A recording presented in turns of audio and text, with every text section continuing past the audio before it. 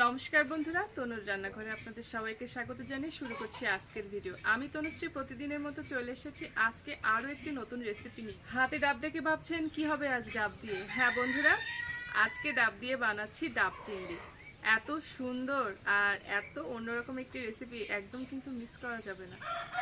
কি বন্ধুরা, মিস করবেন না কিন্তু। আমি কিন্তু আপনাদের দেখার এবং বোঝার সুবিধার্থে ডাবটা আগে সুন্দর করে কেটে নিয়ে এসেছি। আজ এই ডাব দিয়েই বানাবো ডাব চিংড়ি।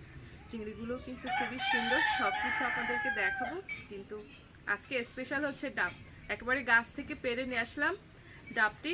ডাব এত বড় একটি ডাব, আর ডাবের ভিতরে আছে সুস্বাদু জল।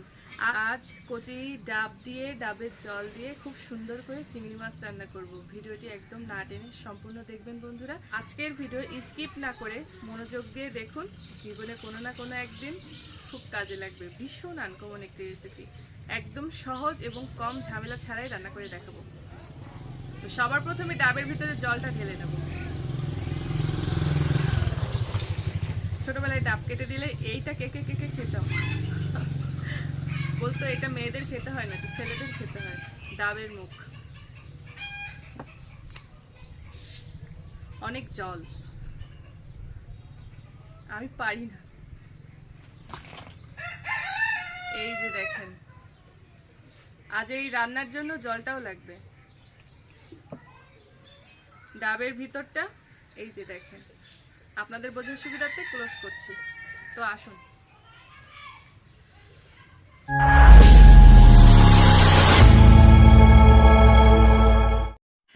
এই যে বন্ধুরা, আমি একটি এরকম বড় সাইজের ডাব নিয়েছি, আর ডাবের ভেতরে কিন্তু ভালোই নরম তুলতুলে মিষ্টি মিষ্টি শ্বাস হয়েছে। এই শ্বাসগুলোও কিন্তু আজ আমার ডাব চিংড়ির কাজে লাগবে বন্ধুরা।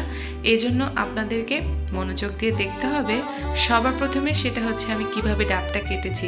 আপনারা কিন্তু এভাবেই ডাবের মুখটা একটু বড় রেখে কাটবেন, আর বাড়িতে যদি কাটেন তাহলে খুব সাবধানে কাটবেন। আর যদি যারা ডাব বিক্রি করে সেই ভ্যানালাদের কাছ থেকে কেনেন, তাহলে তাদের কাছ থেকে সুন্দর করে ধারালো দা দিয়ে কেটে নিয়ে আসবেন।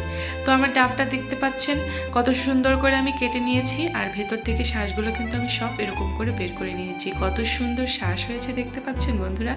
এই শ্বাসে সামান্য একটু চিনি দিয়ে খেতে বেশ আমার কাছে দারুণ লাগে।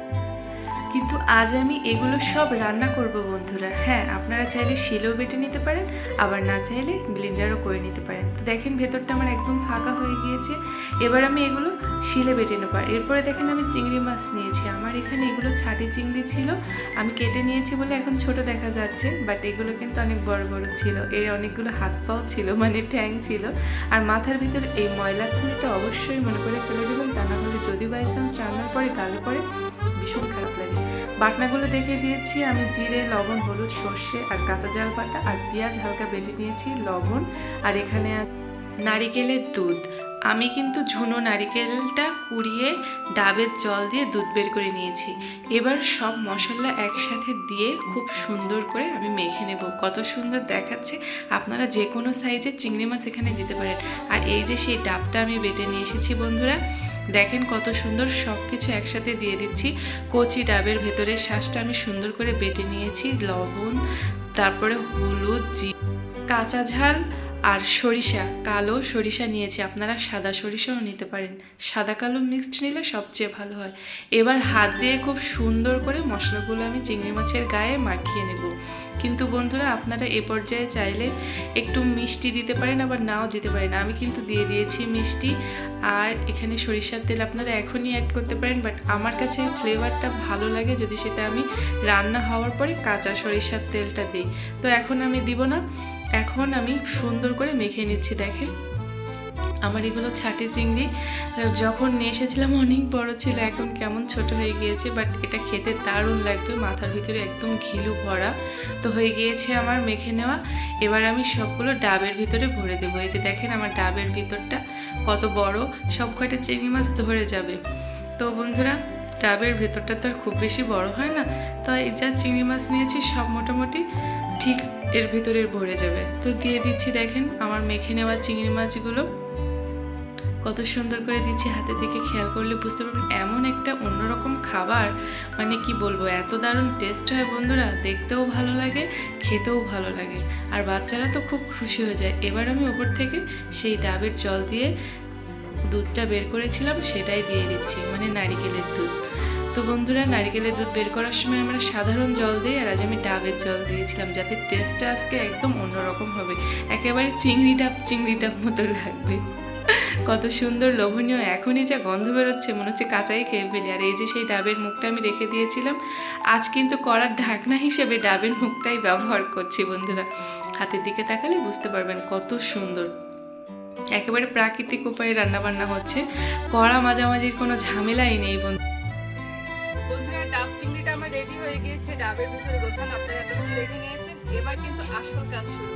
এই আস্ত ডাবটা আমি চুলোর উপরে রান্না করব একদম অন্যরকম। আর এরকম করে ডাব চিংড়ি রান্না করার জন্য অবশ্যই আপনারা কিন্তু ডাবটা আমার মতো করে কাটবেন।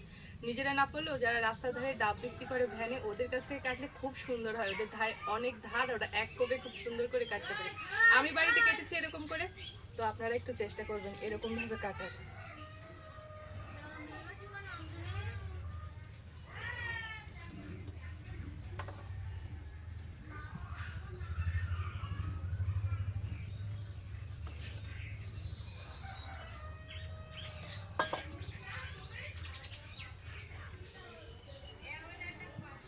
একটু ধৈর্য সহকারে ধীরে ধীরে জাল দিতে হবে, একেবারে হাইফাই জাল দিলে কিন্তু হবে না।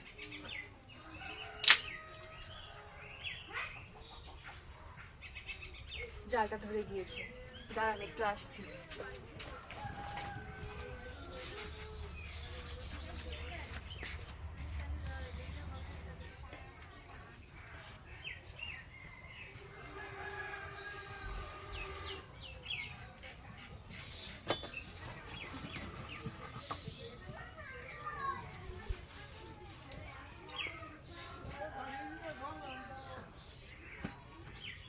এবার ডাবটা বসিয়ে দেবো আস্তে আস্তে, আর এভাবেই জাল দিতে থাকবো। আর এখনো কিন্তু আমার জল আছে, রেখে দিলাম, যদি লাগে দিয়ে দেবো।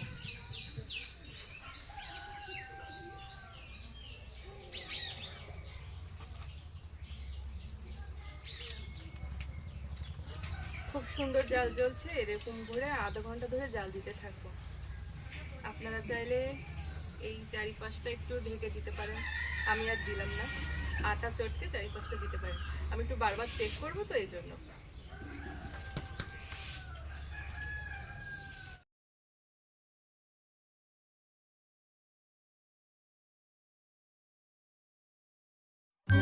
এই যে দেখেন বন্ধুরা, আমার কচি ডাবটা পুড়ে কেমন কালো হয়ে গিয়েছে, হেড়ে তালের মতো মনে হচ্ছে এটা একটা তাল। আমার কাছে হঠাৎ মনে হলো তাল, আর কেমন অন্যরকম একটা সেন্ট বেরোচ্ছে, আর পটপট করে মাঝে মধ্যে ওর গাটা ফাটছে, তাই আপনাদেরকে একটু দেখালাম কেমন হলো দেখতে।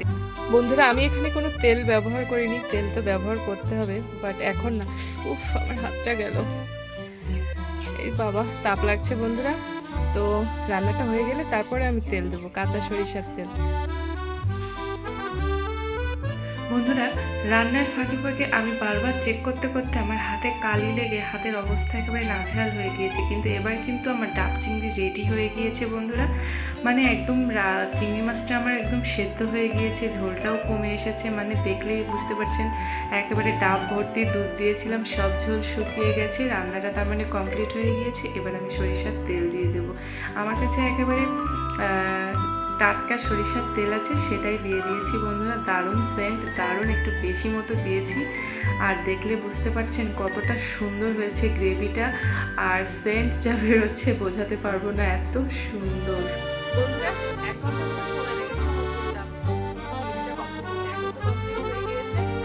এবার আমি এটা এভাবে আজকে রেখে দেবো, আরো 15 মিনিট পরে আমি আপনাদেরকে দেখাবো।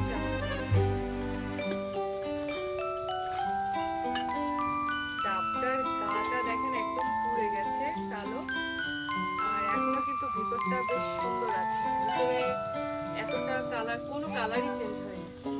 এই জন্য আমি দেখুন হোটেলে ডাব চিংড়ির এত নাম আর এত দাম, সত্যি সময় লেগেছে।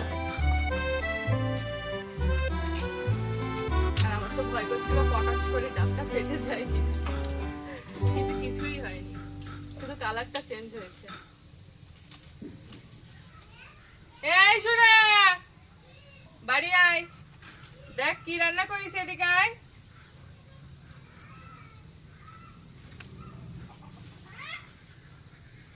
এদিকে এসো, কি রান্না করিস দেখো। দেখি ডাব চিংড়ি। তুমি এই ডাবের জলটুকু আমার আর লাগবে না, তুমি খেয়ে নাও।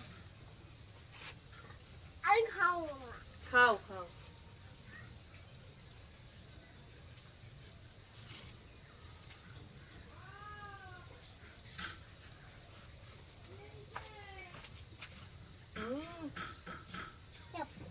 কি মিষ্টি, খাবি না? খাবি নাকি খেয়ে নেবো? দাও।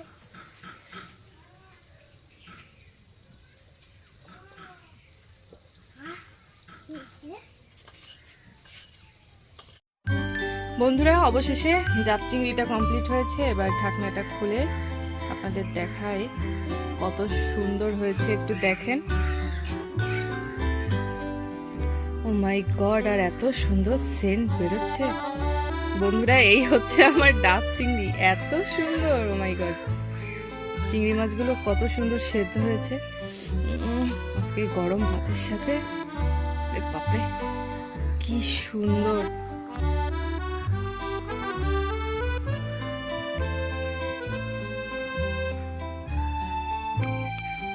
দারুণ দারুণ বন্ধুরা, দারুণ হয়েছে। এবার একটু গ্রেভি দিয়ে প্লেটে করে আপনাদেরকে দেখাই কত সুন্দর হয়েছে।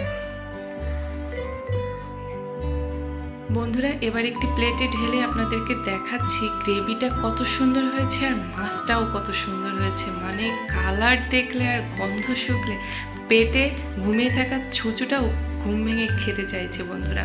কত সুন্দর কালার হয়েছে, খিদেতে পেটের ভিতরে সত্যি ছুঁচো ডাকছে। এবার আমার আত্মস হয়েছে না, এবার আমি এটা খাবো। প্লেটে ঢালার সাথে সাথে মনে হচ্ছে একেবারে চিংড়ি মাছটা দাঁতের পরে ফেলে দেই আচ্ছা করে কামড়। কি সুন্দর দেখা যাচ্ছে বন্ধুরা। ডাব চিংড়ি আমার হয়ে গিয়েছে আর আমি তো প্লেটে করে নিয়ে চলে এসেছি। আপনারা গরম ভাতের সাথে, দোহাটা গরম ভাতের সাথে ডাব চিংড়ি, মানে কি বলবো, আমি একটু খেয়ে দেখি। আমরা সত্যি এত কষ্ট করে বানালাম, সবার প্রথম আমি একটু খেয়ে দেখি, একটু গ্রেভিতে খাই।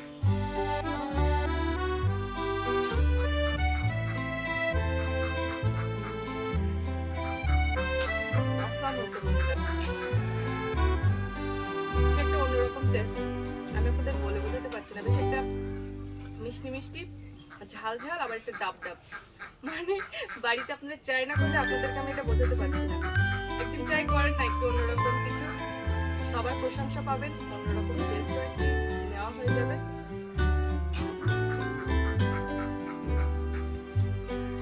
মনে হচ্ছে একটা ডাব রান্নাটা। তো বন্ধুরা, অনেক কষ্ট হয়ে গিয়েছে, হাতের অবস্থা তো খারাপ হয়ে গিয়েছে, তাপ লেগেছে এরকম ভাবে দিতে গিয়ে। তো কালি টালি মেখে হাত পা সব শেষ হয়ে গেছে। আপনারা গ্যাসেও করবেন কিন্তু একই প্রবলেম হবে, ডাবটার গায়ে কালি কালি হয়ে যাবে। বাট কোনো সমস্যা নেই, অন্যরকম কিছু খেতে গেলে, প্রশংসা পেতে গেলে একটু তো কষ্ট করতেই হবে, তাই না বন্ধুরা? আজকের মতো ভিডিওটি শেষ করে দিচ্ছি। দেখা হবে নতুন কোনো রেসিপিতে, নতুন কোনো ভিডিওতে। ততদিন সবাই সুস্থ থাকুন, সাবধানে থাকুন, দেখতে থাকুন তরুণী রান্না। আরেকটা কথা বলতে ভুলে গেছি বন্ধুরা, চ্যানেলটা সাবস্ক্রাইব করে চ্যানেলে এরকম